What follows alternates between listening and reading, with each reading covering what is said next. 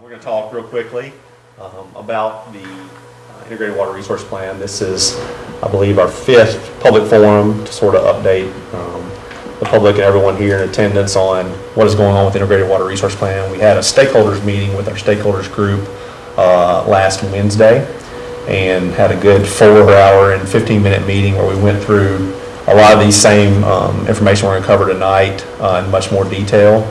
I'll be happy to answer any questions that any of y'all have, and we'll walk through real quickly sort of what we discussed with them and sort of the outcomes of that meeting. There is sort of a recommendation from that group at this point for a specific plan that has a couple of iterations that we're still going to look at as we move forward, but that allows us to move forward with our next steps of sort of laying out what that plan would include over the next 30 years and how those costs would be broken down over the 30-year period and how that would then be able to work with rates, adjust rates, look at other options as you move forward. So sort of what we want to talk about tonight was sort of an overview of what we did in phase 1, once again, just to bring everybody back up to date real quickly, and then talk about what was done to so far in phase 2. Talk just real quickly about the water quality. At the stakeholders meeting last week, my counterpart, Kirk, who is sort of our water quality specialist, was here and did a much more in-depth discussion of the water quality model we did. I'm going to hit on some of the highlights and then be happy to get with anyone who has more questions to talk about that further at a future time. Look at the review of the options that are currently on the table. Look at the alternatives rankings and some sensitivity analysis we did, and then talk a little bit, like I said, of what came out of the meeting last week. As you recall, sort of the process, during phase 1, we sort of started out with the why side here. What were the objectives of this process, and then how we would measure if we meet those objectives. And then sort of got into what are the options or projects, groups of projects, et cetera, that we could do to reach that goal, and then how these piece together in what we call alternatives. So now we've been going through what was a much longer time period in phase 2 to really evaluate all of these so we can come back with some information, primarily get much more detail on the technical side to be able to really look at what the cost of some of these options are so we can come towards making hopefully a decision on the plan moving forward. Just real quickly on terminology we go through tonight, once again, objectives, as we all pretty much make sense. Those are the goals of the Integrated Water Resource Plan. Performance measures were specific metrics that we put together. We are looking at a couple of new things and some tweaks on some of that we'll come back with in the next couple weeks based on some of the feedback we got last week. Options are those projects that would be assembled into what we call alternatives, which are the package or the plan as it may be in the final set. So if you remember back to phase 1, these were sort of the scores that came out of and were shown as being the 4 top alternatives during phase 1.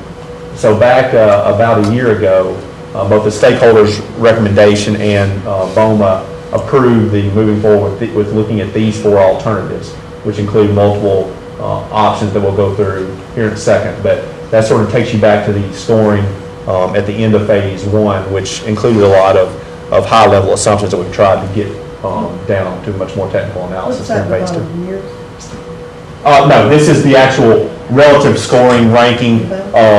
So if you added all these together, what it is, each of these, if you recall from the meeting other night, each one of these adds up to 100%. But in a perfect world, no matter how you put the options together, there is sort of a max score. You can't actually get to 1 because some things counteract other options, and you can't always do everything. But these were the items that were the objectives, and then each of these is a score in that particular objective. So to real quickly just walk through, this is sort of a summary. There's also a very detailed list that's available on the website. This is sort of a summary of each of the major packages that we were looking at as alternatives during phase 2. As you walk down the line, you can, I won't walk through everything, but some of the more major items. As far as the water treatment plant, you can see that each of the 4 had a specific and different option for water treatment plant options. Water distribution, we'll go through these in a little more detail in a second. Water distribution, there's not a lot of difference between, although some minor changes between some of them. Looking at some different conservation measures depending on which options you were looking at. Some ecological restoration along the Harpeth and some of the other tributaries to the Harpeth within the city. Existing wastewater treatment plant. We'll get in a little more detail of this in a second, of how that breaks out from plant to plant. You can see the difference between whether or not all the treatment would be at the existing wastewater treatment plant or at a new wastewater treatment plant in the south part of town. Looking at the opportunity or options of potentially taking the flows from Barry's Chapel or Cartwright treatment systems that currently exist. Some upgrades to the collection system and upgrades to the reclaimed water system. There's actually a list of about 45 to 50 options that sort of make up this total portfolio, we'll say, of options for each of these alternatives. But these are some of the more major, and sort of summarizes in one sheet what the different options are. And we'll walk through each of those major pieces here in a second.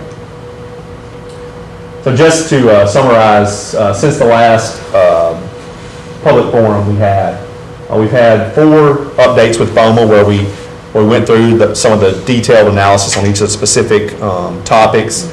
July 12th being on stormwater, ecological restoration, and water conservation. August 9th being on water treatment plant and water distribution system. August 23rd being on the wastewater treatment plant and collection system.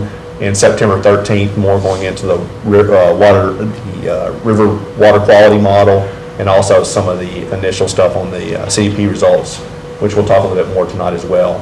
As I mentioned, we had the 6th stakeholder workshop last week on the 26th, really focusing primarily on the Harpeth River water quality analysis, a summary of the technical evaluations, and then looking at the integrated modeling results.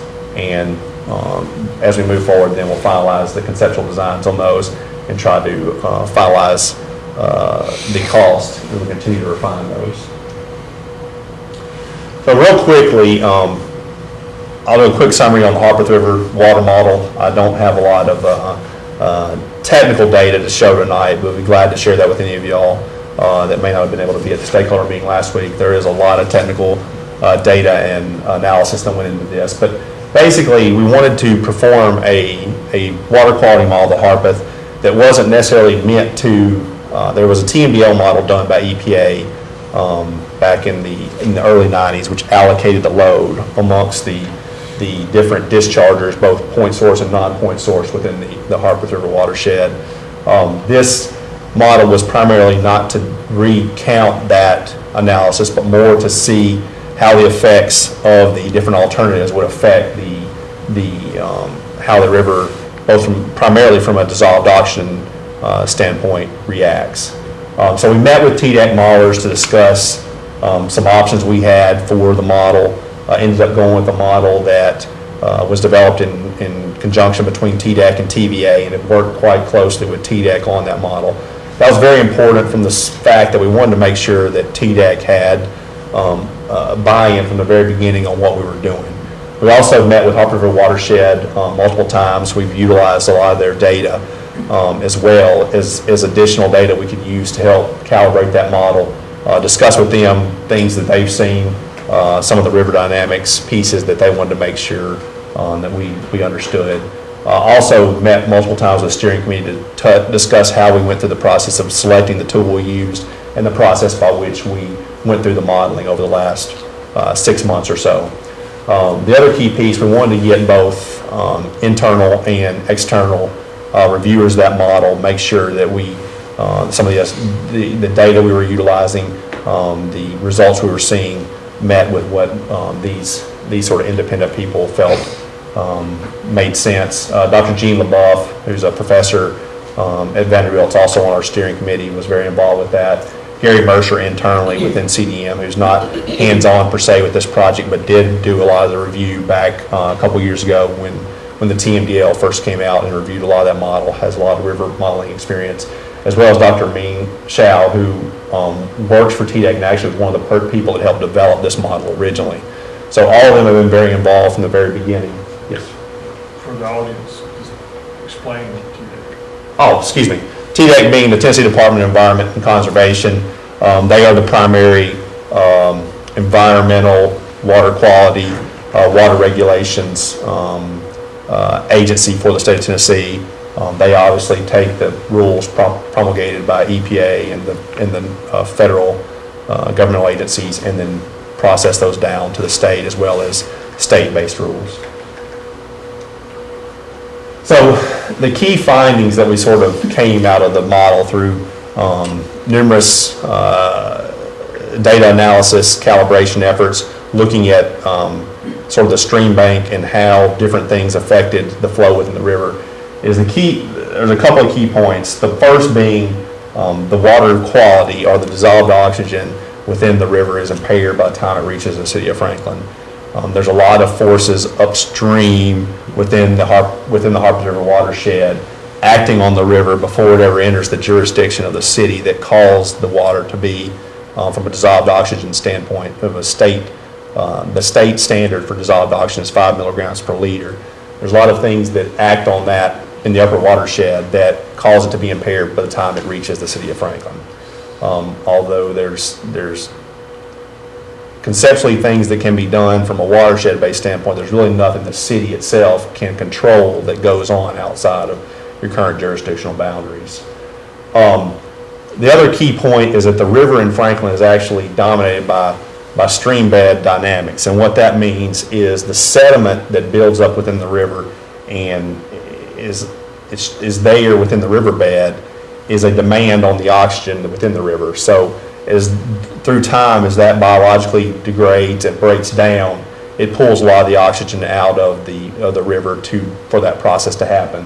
We looked at many different things, both the wastewater load, how the water treatment plant loading, how periphyton, which is fixed algae, floating algae within the river, affects. Looked at many of the different things that can affect the DO within the river, and what came out is that most of those things have minimal impact, somewhere less than 0.5 milligram per liter in their day-to-day if you take those pieces or adjust them either anywhere from 0 to 100% within the model. However, the sediment oxygen demand, based on realistic data that we've seen comparatively to taking it totally out, can have an effect somewhere in the 1 to 3 milligrams per liter range. So that dynamic alone causes a lot of the fluctuation within the river itself. We also did a lot of analysis that we showed. We looked at the analysis of actually taking the existing wastewater treatment plant as it currently sets at 12 MGD permitted capacity and totally taking that out. And because of the actually highly oxygenized effluent that's put in because of the effects of the cascading and aeration that's done, the DO downstream of the wastewater treatment plant is actually 1 to 2 milligrams per liter, consistently higher than it is without the wastewater treatment plant. So there's actually some benefits we see from the wastewater treatment plant, whether or not that would be totally at the current site or placed or split to a new site south of town where it could have some effects and some positive benefits from augmenting some of the low flows within the river, and also having a positive effect from a dissolved oxygen standpoint. Yes. Zach, you're saying because you put that, trying to figure this out. That's good. I'm just trying to figure out if I'm hearing you right. You're saying that without the plant, the DO level downstream is less than if we have the plant. And if having the plant, the reasoning the DO downstream would be increased is because of the oxygenation that we do to the effluent? And that has to do with the permit. Currently, the permit requires that you release the flow back into the river, the effluent into the river at a certain oxygen level. And what you're seeing from the effluent from the plant is much higher than what's seen in the river on a daily basis. Really, there's two places within the river where there is some DO that's imparted into the river. One being at the current Lowhead Dam standpoint where it does overflow. However, we've also seen that the removal of the dam actually helps with the DO sag that currently occurs. So it's sort of on both sides of the dam. You have a DO sag before the dam because a lot of that water, and many times during low flow, is very stagnant at that point. and the small trickle over that doesn't cause that much of an effect. However, in higher flows, there is a decent amount of DO that's imparted Okay. from that fall. And the other point is at the existing wastewater treatment plant, because of the permit that requires the city to put that effluent back into the river Right. at a very high level. So are we injecting more oxygen in there than actually we're required to even do? Or is it, I think in most cases you are, because the city actually has two methods where you actually currently address the DO. One, you have a re-aeration chamber, which puts some oxygen back in the water from the process, and then there's a cascading step, which basically is like if you ran water down your steps at your house, that's what it does. So it drops each of those steps, it's Right. like dropping off of Yeah. a low head dam, yeah, basically. so you're basically increasing that oxygen level, so it's a high oxygen level is what you're saying then? And we see that downstream for at least through 5 to 10 miles. We haven't looked, as some of you that were here the night may have heard Kirk say, we haven't really looked as far downstream. I mean, I know there's some question about how far downstream do we see an effect? Some of the problem is we don't have a lot of data from where the other major tributaries come into the Harpeth. So if we start getting downstream, we're a lot less confident in the model just because we don't have as much data from where some of the other tributaries that come in further downstream are. So another question real quick. So if we increase the effluent that we put back in to the river, then are we going to have an issue there that we're going to have to step up the oxygen again? I mean, if we put more effluent back in? That's Because one. we're That's one actually good trying thing. to take effluent out because of, redistributing our effluent water elsewhere. Well, currently you have an average daily discharge of somewhere in the 9 to 10 MGD range. So the facility is currently, set up to be able to process 12 MGD out of that plant. And that cascade aeration system, post aeration system are set up for that. Obviously, there may be some adjustments that need to be made if you increase that facility to make those processes. But from a standpoint of what it puts out, it's really going to be able to put out the same DO quality, Same DO quality. levels in the water, no matter how much Okay, discharge all right, you have. thanks. Anything you'd like to add? No, just Yes. one more point. Here.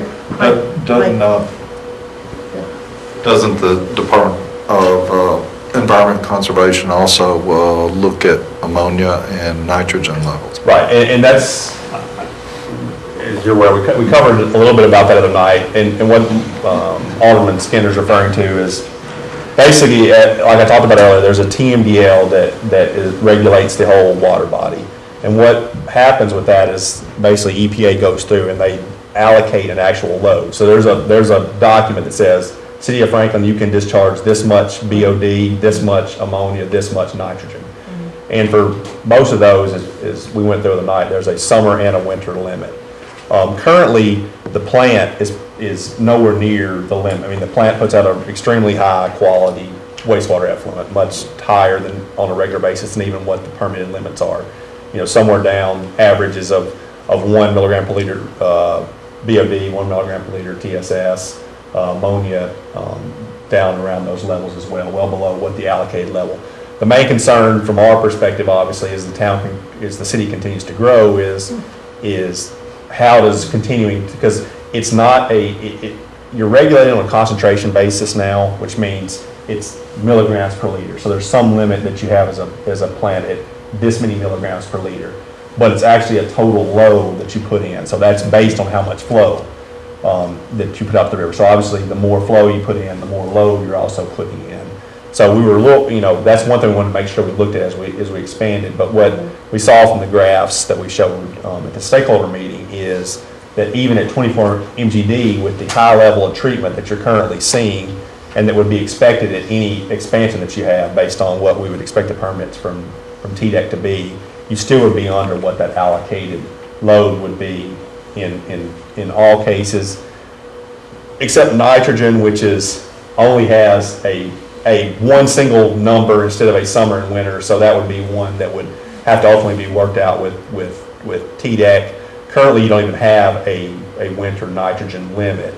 So it's something that should be able to work out from a permitting standpoint. But on the other cases, the loading that would be seen from 24 MTD is less than what the total load allocation can be, which doesn't even take into effect anything that you're reusing. Obviously, the more you reuse, which is really the big balance of the whole process, is balancing that reuse with effluent, with how that could potentially add some flow to the river. So it's sort of that whole cycle of what's best, what's the best way to utilize that amount of water. And it would be thoroughly expected that just as your existing permit, if you were to build, either expand that plant or build a new plant, there would be a requirement for reuse within that permit, which is what you have now. So really quickly go through sort of the high level of the technical evaluations we did. We'll just walk through each one. I think many of you have seen this graph before. This sort of shows the water demand projections for the city. Much less as we can discuss than maybe the wastewater projections, mainly because the water system is much more limited in its growth potential because of the three other utilities that bound the city and have jurisdictional boundaries. So generally the maximum data demand increase over the next 30 years is up to about 12, somewhere between 12 and 12 and a half, with the average somewhere just slightly over 8. So somewhere in about a 2 MGD average day growth over the next 30 years, which basically brings you pretty close to build out as the city. So to look at the water treatment plant options, as I mentioned earlier, if you look at the four main scenarios, alternatives that we looked at, we did balance and have a different option in each one of those. And to remind everyone how that process sort of went, as a stakeholder group, we divided up and during phase one said, this is what this option goal is. For instance, Water Quality Plus, which that's sort of the easy one. So the group that was involved with this stakeholder group said, okay, Water Quality Plus is what I'm looking at. Which option, in our opinion, based on where we are right now, fits that role that we're meeting sort of the goal of being, if nothing else is what we're looking at, just totally at water quality. Now, as we talked about it with the stakeholders group last week, many of those we may have changed our mind based on some things we know now that we didn't know then, but these are still, we've still kept with this layout, but it does allow us to make some adjustments, and that's what we sort of, the recommendation you'll see later out of the group was to look at a couple of these options maybe in concert and see what it may do to that alternative. So as you see, efficiency, safety, and security looked at upgrading the existing water treatment plant to 4 MGD.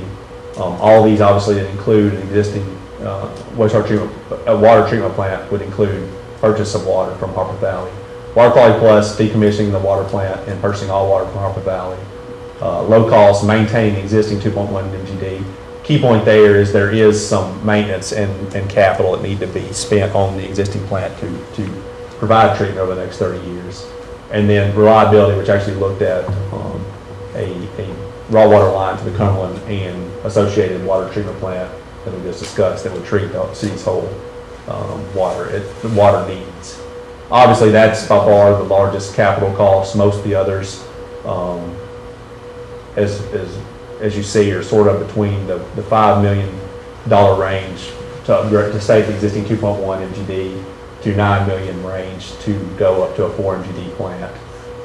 What you see here is some improvements that are needed to be able to long-term buy all water from Harpeth Valley.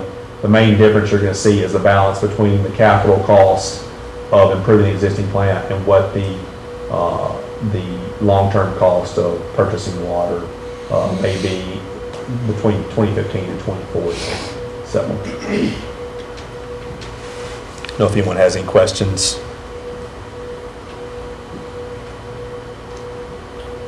All right, in regards to the water distribution system, you're actually in really good shape. The city has made a huge effort over the last 3 to 4 years to really address some of the water distribution needs, particularly after the droughts of 2007. The difference between most of these is just the difference between having both water quality and water quantity improvements, and adding on some additional water system modeling for long-term improvements in operations. And AMI or AMR system, which is automatic meter infrastructure, which will allow you to better control some of your metering, et cetera.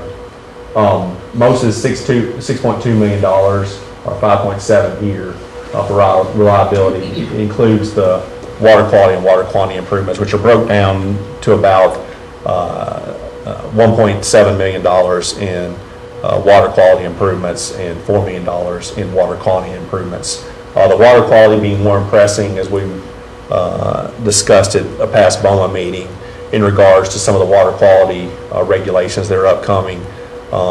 There's a couple of big projects that we think will handle most of the issues, help bring down the water age within the system, primarily associated with the connections with Harpeth Valley and how some of the pressure systems work in regards to how your system relates, intertwines into theirs. The other $4 million are just long-term capital projects within the next 30 years to address potential future growth, primarily in the southern part of town, around I-65 and then west of I-65, primarily in what would still be the growth areas associated with your water distribution system.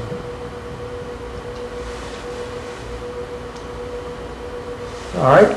In regards to water conservation, we looked at a myriad of options, but sort of came out with two potential options that we sort of have costed for this particular project from here forward. There are other options that the city can continue to look at, both ordinance-driven options and other potential capital-based options.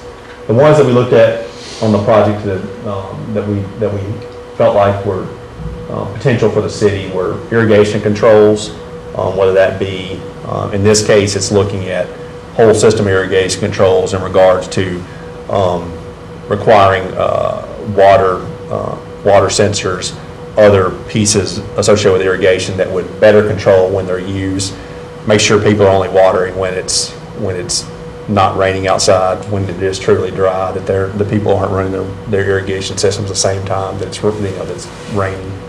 Also, potential toilet replacement program, which would allow the city to give rebates to citizens who go out that are in older homes, may have older toilet systems in their home, go out and replace those with more low flow type of systems to reduce the amount of water utilized. Those are two things we see in a lot of similar cities across the U.S. When you look at the cost of each of the three that have water conservation measures, all the same. The only primary difference in efficient, safe, security does mention additional conservation measures, which from the point of a cost-based standpoint are considered to be ordinance-driven regulations that may be implemented over the next 30 years to just promote better conservation within the city. Could also include a more defined education program on top of the Water Hog, Water Hero program you currently have. Yes, ma'am. Exactly. So if you did a rebate kind of thing with low flow toilets, where would the money come from? That's where most of the capital associated from the city standpoint would be. If you implemented a program like that, basically the city is giving incentives to citizens to do that kind of work at their homes. It wouldn't cover the whole cost, obviously, of doing that. In most cities, and I think what we based this cost on, and we sort of looked at the age of homes in the city, and I don't know exactly what that cutoff point that we utilize, but that cost includes replacing the toilets in any homes older than that. And what you usually see is somewhere between a $75 to $125 rebate program that the city would, you obviously as a homeowner, you go make the replacement, have the plumbing done, you bring in a receipt showing that you've had that done, and the city then reimburses you. Reimburses them or gives them credit to their I guess it bill? could be done either way. You could, I guess. And the other thing is that money comes from taxpayer dollars to reimburse them? Or water fees. Just, yeah, back from the water fees. So assuming we have excess water, I mean, the point obviously excess water being fees to do that. I mean, the point being twofold. One, to cut down on water usage from the drinking water standpoint, and then also cut down potentially on demand from the wastewater treatment standpoint. So, how much would we save from replacing the, The irrigation and toilet replacement, based on our analysis, is somewhere in the 2 to 3% range of water demand. And if you look at some of the other potential controls that we looked at that could potentially be implemented over the 30 years, could get you as high as about 5%. We're in a water meeting. Obviously, in our part of the world, we're much more water rich than a lot of areas. I mean, there's some cities within the United States that have, water conservation goals in the 20 to 30% range. I'd rather just teach people to turn the water off and then brush their teeth. Well, see, that's part of the that's some of the additional conservation, some of the things that Mark's already doing with the Water Hall and Water Hero. I mean, yeah. education is definitely a key, and it's been shown to have a huge, in fact, I think there's data out there that shows through a generation, education can do 7-8%, reduction in water usage. It is generally that generational change that it takes, though. So it usually takes teaching. Most of your education is at the school-based level. You teach those children to grow up in that thought process. Usually they do a better job at teaching the adults that they live with than us trying to teach the adults themselves. Exactly. But as those people grow up, and we're seeing that throughout the U.S. I mean, we're a much more sustainable, much more water-conscious group of younger people than we probably had 30 years ago. So, stormwater management, just real quickly, the city did a pretty extensive water quantity master planning project for about 7 or 8 years, from the late 90s to early 2000s, looking at different water quantity benefits, so stormwater primarily for flooding reduction, water quantity reduction throughout the city. What we've done is these are 8 sites that still are available that are pretty decent sized projects associated with that water quantity study that we could also go back and retrofit for water quality. That's one thing that you as a board have passed over the last year that you may be familiar with. The stormwater regulations continue to heighten. The city's other sort of Tennessee Department of Environment and Conservation permit, their other NPDES permit is associated with your MS4, your municipal separate stormwater system. So these are projects, and you'll continue to see more of a driver for water quality-based improvements as well from the stormwater side. It really is, if you talk to people throughout the industry, stormwater really, a lot of people think, is the next key piece of water quality infrastructure. Basically, EPA, TDEC have continued to tighten on point source discharges, which your wastewater treatment plants, et cetera, your industrial dischargers. And so stormwater, which is more non-point or regional sources, are really the next level that they're really trying to focus on. We're seeing enhanced construction permitting and enhanced tightening on cities to do more. I believe, as required by your permit, y'all recently passed an ordinance which requires more look at LID practices starting in 2013. That all sort of ties into low impact development practices, more green infrastructure practices in regards to stormwater. And so a lot of these projects were looked at for the city going to retrofit some of these areas that are already developed, do water quality based improvements to help reduce your nitrogen, phosphorus, solids runoff into the streams within the city. And you can see that these projects are the approximate capital cost of some of these, as well as annual costs for maintenance of some of these facilities. And I can't remember what we said that was, but we'll make sure to address that. I think that was a question the other night as well.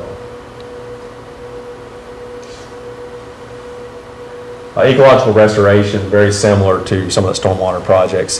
This is going through and actually doing some improvements along the stream banks within the city. The differences you see here, This also includes some of the low head dam removals in this costing of some of these options. You can see the breakdown of the different tributaries in Harpeth itself there. Efficiency, safety, security, including just doing the sort of identified top three, which was sort of identified by the staff, and also were very matched sort of what the Harpeth River Watershed Association showed as some of the more extreme places need ecological restoration within the city. We also did a calls from a water quality standpoint of looking at some of the additional tributaries that are impaired within the city. So efficiency and safety security includes restoration of about 35 miles of stream bank within the city, water quality plus closer to 90 miles of stream bank, modified low cost, just including removing low head dam, and reliability doesn't include any of these options. In regards to wastewater, this is also a graph that we discussed previously. As you'll see in the options, there's a couple different mixtures of options from how to address the wastewater capacity with the needs in the city. Basically, by 2040, the average day demand is a little over between 22 and 24 million gallons a day, depending on the population projection you look at. All our planning, as you'll see, includes 24 MGD of wastewater treatment plant capacity needed by 2040. What you'll see is a difference of how to get there. What we did have a previous discussion about is, if you look at the existing plant, from a biological treatment capacity, you can get to about 18 MGD with some minor improvements, or from a hydraulic capacity, even with some improvements, you can only get to about 16 MGD. So that's sort of where that shows the city in about 2027, 2028, based on current growth populations, would be at the 16 MGD.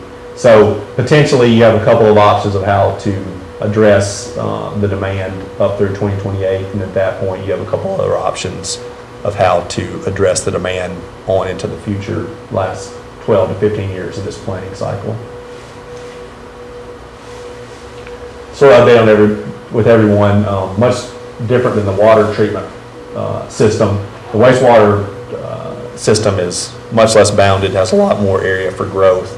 What you see here is the urban growth boundary in red, and in green sort of the existing sewer system for the city with the existing wastewater treatment plant shown.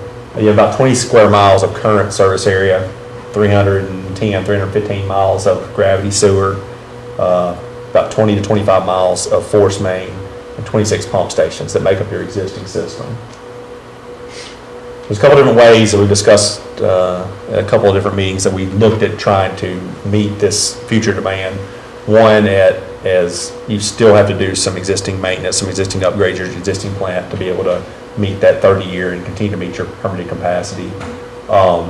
As we discussed, you can make some improvements to the existing plant to increase the capacity at the existing facility, or potentially then also add a secondary treatment plant to address flows, as the system is currently developed to take some of those flows to the southern part of the C service area based on gravity flow. And also look at your collection system and see how that may potentially reduce the amount of treatment you need based on being able to reduce some of the infiltration and inflow into your collection system. This just sort of shows the mix of options that we're looking at in regards to treatment from a wastewater standpoint. Efficiency, safety, and security includes increasing the existing wastewater treatment plant to 16 MGD, as we discussed, and then adding the additional 8 million that's anticipated to be needed in a new south wastewater treatment plant facility. Water Quality Plus, which looks at increasing the existing treatment plant in its current system type to 16 MGD, and then adding a parallel 8 MGD. The key being, really there's no difference in what treatment type, treatment capacity, treatment permitting you're going to have between these two facilities. It's more about where the facility is located. And there's other effects that has, as we discussed in regards to the water quality model, from a water quality standpoint, whether or not augmenting flows from the southern part of town, augmenting ability to withdraw more portions of the year at the water treatment plant, et cetera, has some effect on where that location is. Modified low cost, the same as Water Quality Plus, and then reliability, which actually looks at having a new separate 6 MGD plant at the existing site and a 6 MGD plant at the south site that the city owns. From a capital perspective, the main difference in what you'll see in the costing of these two options, and there is some other collection system costs associated with different levels of I&I reduction, different levels of rehab within the system to help reduce some of the loads. But the main difference between the options that show 2 plants and the options that show 1 plant are primarily the fact that, as I mentioned, the city's current collection system is designed to only be able to put so much flow to the north plant and at some point flow by gravity to the existing southern site the city owns. If the decision were made to have one treatment at one facility, then you would end up with probably a regional pump station at the existing wastewater treatment site, which then would include a new force main to pump all the flow up to the existing plant site. As I mentioned, some of these include varying levels of no to pretty heavy collection system improvements to address rehab of some older infrastructure, reduce some of the infiltration and inflow. Those vary between levels of based on our assumptions of a 50% reduction based on some rehab practices and what are some of the worst areas of town. It could range somewhere in a 2 to 10% reduction in daily peak flows. So what it doesn't really change your normal day when there's not a lot of rain, but what it does allows you to shave 2 to 10% depending on the amount of rehab done of what would be those peak flows that you see. And that's really where a lot of the issues at the current plant are, is when you really see a huge peak flow where it may get up in the high 20s or low 30s in the amount of flow that they're seeing. So you can see that a 2 to 10% improvement in that could mean 1 to 3 million gallons of flow potentially reduced with some improvements to the system. Questions?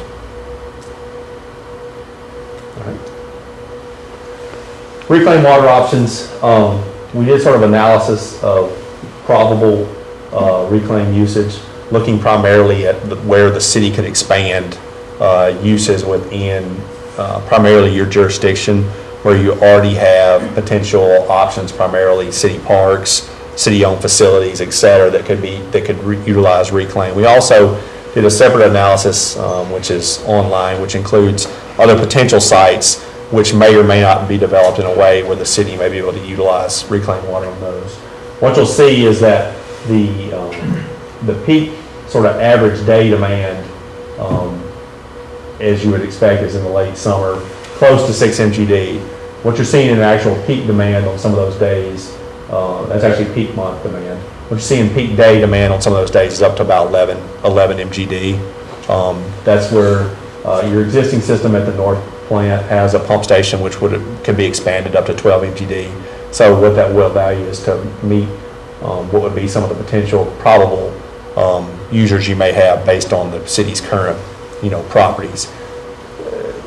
Reclaimed, obviously, as the system continues to expand, if you were to take on more uses in the other more regional facilities, potentially from either a reclaimed water system or wastewater system demand standpoint, you could have some potential additive uses to that as well.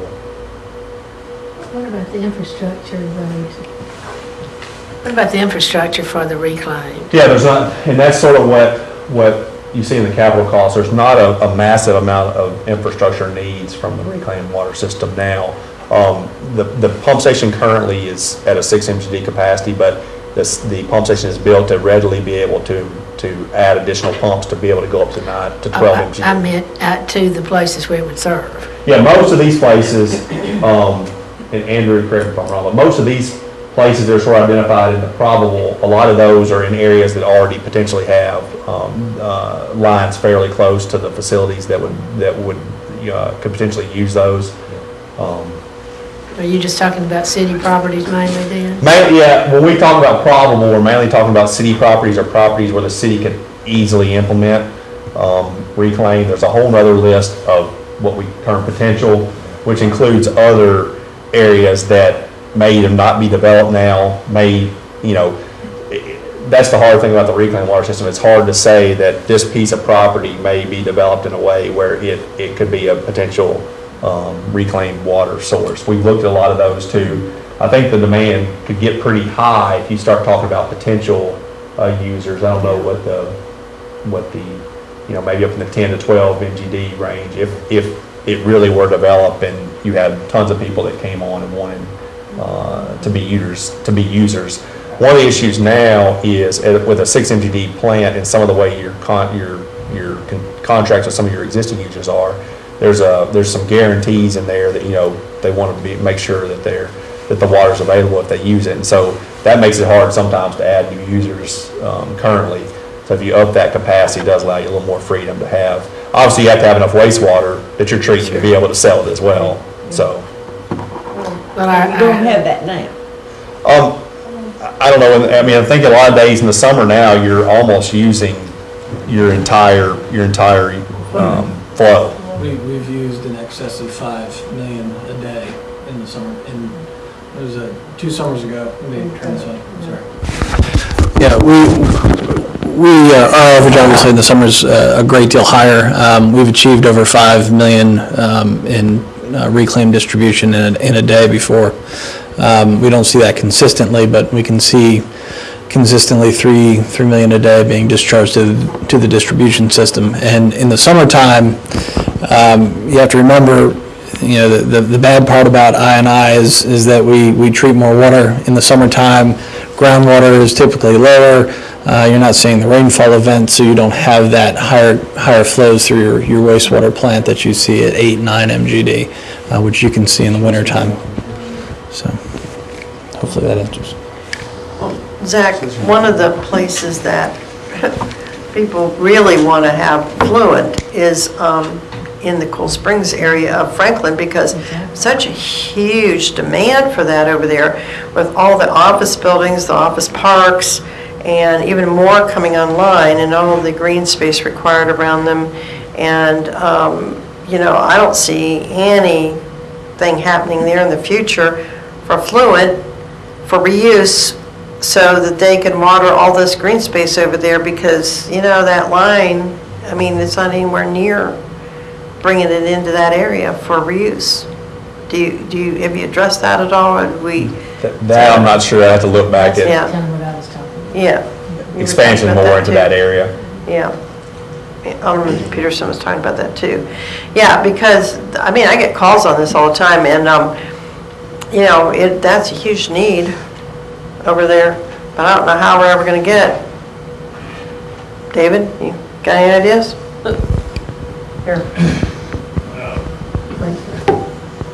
Isn't it mostly that we're looking at this within our water service area?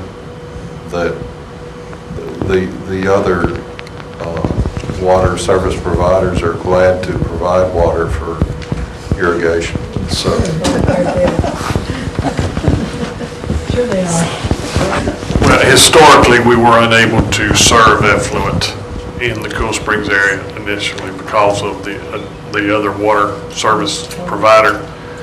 We have gotten some legal opinions that says we can now, but the cost now of getting that infrastructure as a retrofit and the amount of water that we could actually send and be used in that area hasn't been cost effective when we're looking at places like the golf courses, Forest Crossing, we're trying to get to be able to have a reclaimed contract with. So the users are in our system of the big users, West Haven, Legends, Forest Crossing, etc. And those are the good constant users. So it's just not been cost effective up to this point to look at trying to go back and retrofit, because when we do that, of course, where are we looking at? It's along the right of ways. Yeah. And then it gets even more expensive. So that's what's caused that problem out there. Now, we are considering, we have looked at options in the past of how to get lines in that area to some of the area anyway. And we just haven't haven't pursued it at this moment. I remember when we were looking at the wastewater treatment plant down south at Berry Farms there at Painesville Road there, and we had talked about that, if that ever got built there, could we run lines up along 65, which would be possible, then we have to get it all the way into the areas. I think it's probably cost prohibitive. Well, along 65 probably is, I think I can talk about that. Here you go. But the problem with running along 65, I-65 is being able to get in that right of way, which we are prohibited for the most part from doing. So that's going outside the right of way and buying the easements that are required, which it is getting to where it's already densely developed, so it gets too costly. Yeah. So.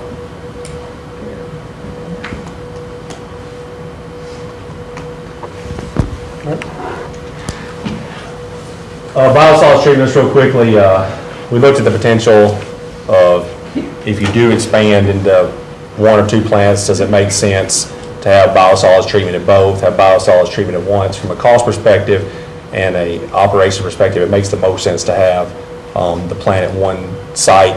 Potentially look at thickening at, if there was a second site, and then just transport that solids. That led, there was a group, the steering committee and staff, a lot of the staff associated with the treatment plant and biosolids talked about a lot of different options for biosolids process. Currently, what we're moving forward with an actual conceptual layout is looking at thickening, which there's a couple different options still on the table for that, and aerobic digestion, which would allow a large reduction in the amount of solids, also allow for some biogas recovery to utilize for potential electrical and gas production, dewatering, and then potentially solar drying, which would take it to Class A. That was one of the big pieces that a lot of the staff and steering committee, as well as the stakeholders, were very wanted to look at, was the potential of going to a Class A biosolids. Currently, we don't produce any Class biosolids, which means it can only be disposed of in a landfill. Currently, that's trucked all the way to Camden. And that's where these costs, this would just simply be to upgrade, basically all of the alternatives include a new process. But if you wanted to stay, just for comparison purposes, what you have existing, to go up to 24 MGD would still be about $20 million in capital improvements with an annual cost of at least 2.2. That cost is not inflated in any way right now. It's part of our last technical memorandum on biosolids. We are going to do that. But so that doesn't include any increased cost in landfill costs, nor does it include any gas cost or operations cost associated with trucking that back and forth. So, real quickly now to go through the integrated modeling. These are the 9 options, objectives that came out of phase 1. This is really what, if you think back to the scoring we showed earlier, this is what the scoring is based on, and these were rated by the group. What we did in phase 2 is really looked at getting a better handle around treatment capacities, actual costs associated with this, both with capital and O&M maintenance costs. Also looked at energy requirements, as we discussed, some infill and infiltration, did a lot more analysis in the collection system, and looked at a lot of these different things to see how they integrate back with the river. So this is actually the scoring from phase 2. So this would be comparatively to what you saw as the phase 1 results earlier. And what you see is the relative scoring differences between the options. The question sort of came up with the stakeholders, how relative is the difference between 0.63 and 0.61. Just to discuss again, the ultimate would be a 1. However, you can't actually get to a 1 because some of the options just, negatively affect each other, and you can't possibly get that point. We actually did run an analysis during phase 1 of what is the ultimate score, and it's somewhere in the 0.72, 0.73 range is the ultimate score you could have overall. So, as we sort of discussed at the stakeholder meeting, is there potential that these two numbers are, that they're not really statistically that far apart, they're far apart, potentially? Is there a difference between 0.61 and 0.56? Yeah, there probably is a significant difference in the scoring between those. As you can see, efficiency, safety, security scored the highest with reliability second. So what we wanted to do then was look at, so that's what it is in the base score. We want to look at some different options and see how they relate to each other. So what we looked at is some sensitivity analysis. So these are the scores that I was discussing, that how the stakeholder committee and steering committee ranked the weighting for the options. So that's how the scoring you just saw. So reliability in that option is 31%, for instance. So the first thing we did is look at equal weights. Well, let's say none of them are more important than the other. They're all equally weighted among the 100% of the 9 objectives. We then also looked at, what if we made reliability 30%? What if we made water quality 30%? What if we made safety and security 30%? What if we made cost 30% and made everything else equal? So in those cases, we looked at changing what the primary objective would be and then making everything else equal. So this allowed us to look at a myriad of different options and see how they continue to compare. And I think that's a stronger piece that you'll see in a second than even the base weights. Because what we saw is no matter how we rank those, and this will be, we'll show all the scores on the website in our minutes for the stakeholder meeting. But what you'll see is no matter how we ranked them, efficiency, safety, and security showed as number 1 option, no matter how they were ranked. You'll see the others change depending on what option it was. So reliability, when cost was the highest ranking number, it dropped all the way to 4th.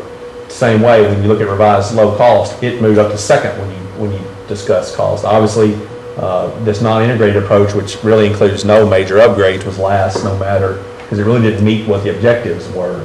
But you can see everything else moves slightly between times, but every time efficiency and safety and security was the highest scoring option. Would you go back to the previous? Sure. Where you talked about those? Oops. Yeah, look, right there. I can understand you're making one of those very important. I see that that's a good thought. But to make all the others equal in importance seems to me to defeat your purpose. Because there are many of those. If you look, the half of them are not even up at the 8%. On the regular one. Yeah, I mean, we could, and that's probably a good point. Maybe we also go back and we just look at these top 4.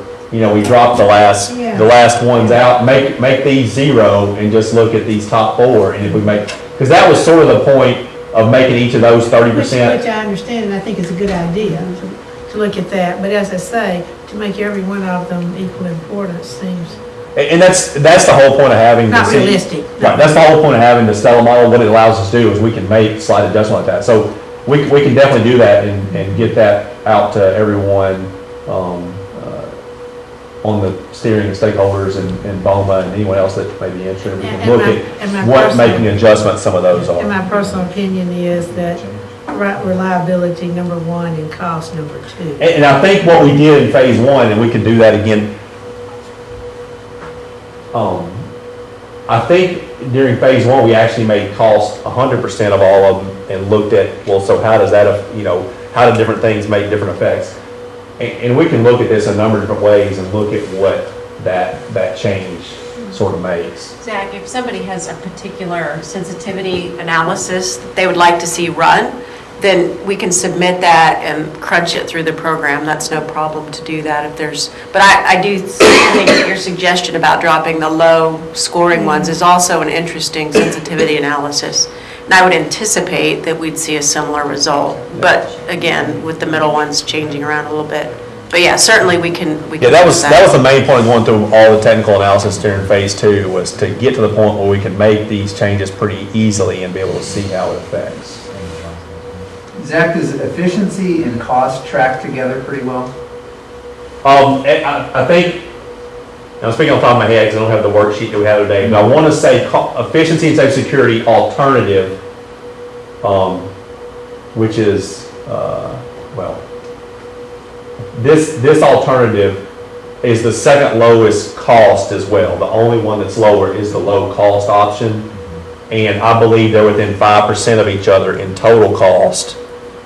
And the most expensive is almost 100 million more than efficiency and safety security. Now, that's total 30-year cost, including capital, financing charges, and operations and maintenance. Yeah, to the line of the Cumberland. Right, the line of the Cumberland does make a difference in reliability. But when you're looking at what's, from a liability standpoint, what's the most, and we had a lot of that discussion the other day. It depends on what you define as reliability. But there's not a lot, I don't have the data right here with me, but there's not a lot of cost difference between these three from a percentage standpoint. Does that answer your question? So these are sort of what we showed the stakeholders is, from our analysis, and obviously this was something we wanted to get feedback from the stakeholder group, what were the benefits of the efficiency, safety, security? All, each of those alternatives was, as we showed, were 100% reliable in meeting the future water and wastewater demands. Obviously, as we all discussed, that was a key that everyone felt like was the most important thing of the whole piece. It does allow you a lot of control and flexibility because it does include both a north wastewater treatment plant to 16 MGD, a south wastewater treatment plant to 8 MGD, an increased water plant demand, water plant to 4 MGD, but also a lot of stream restoration, stormwater improvements. And as I just mentioned, it's within 4% of the lowest life cycle cost or the low cost alternative. And I think it's actually about $95 million less than the most expensive alternative. So I'll go back to the slide, another slide after. So what sort of the discussion with the stakeholder committee last week was that everyone sort of agreed in general that they thought this probably met what their thoughts were from the process, that this looked like it probably was the best overall alternative, with a couple of constraints that they want to continue to look at. One being the water treatment plant, looking at it from both a 2 MGD standpoint as well as expanding to a 4 MGD, and how that both affects an overall cost standpoint and a scoring standpoint. And then also still potentially looking at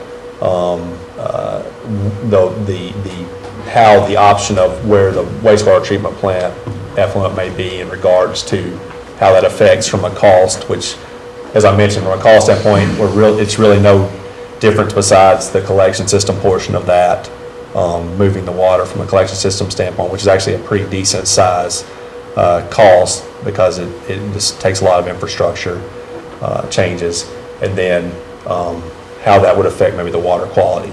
So we're moving forward with laying out the efficiency and safety security option. We're sort of also looking at those potential options in regards to that. Our next step is to lay that out from a scheduling perspective and a cost perspective, how that would affect long-term scheduling for the 30 years, where each of those would sort of fit. Some of them are pretty defined when they're needed, as we talked about from the wastewater standpoint.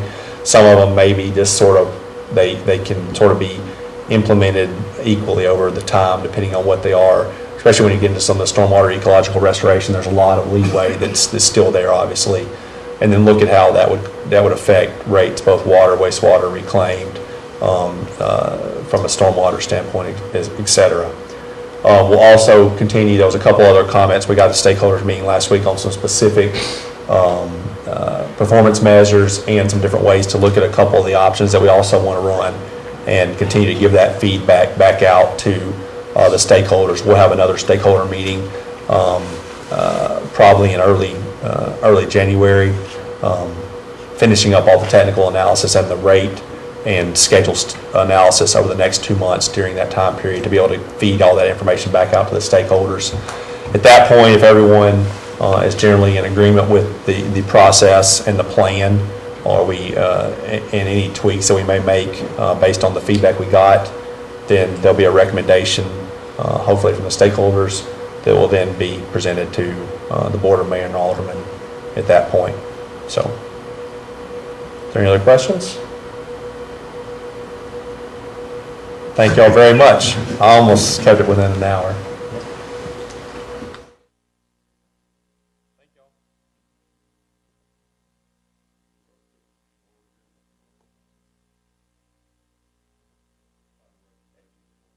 And the one thing I should have said this before we got, I mean, obviously there's a lot of